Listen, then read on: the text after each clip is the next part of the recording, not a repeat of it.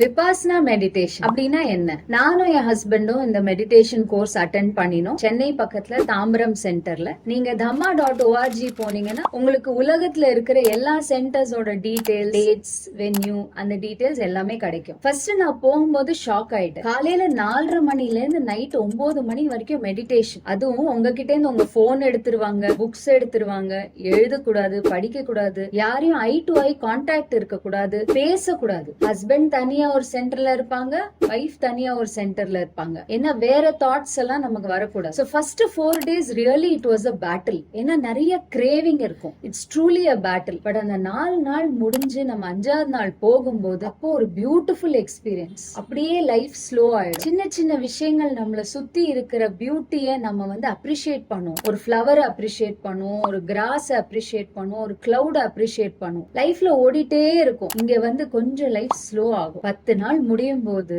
உங்களுக்கு திரும்பி வேர்ல்டுக்கு வரணும்னே தோணாது. நான் சொல்ற எக்ஸ்பீரியன்ஸ் என்னன்னா, life before Vipassana, life after Vipassana, அந்த அளவுக்கு ஒரு லைஃப் சேஞ்சிங் எக்ஸ்பீரியன்ஸ். நீங்களும் உங்க ஃபேமிலியோட இதை எக்ஸ்பீரியன்ஸ் பண்ணுங்க. லைஃப்லயே ஒரு டிஃபரெண்டான ஒரு அனுபவம் கிடைக்கும். Let's build families to build a great nation.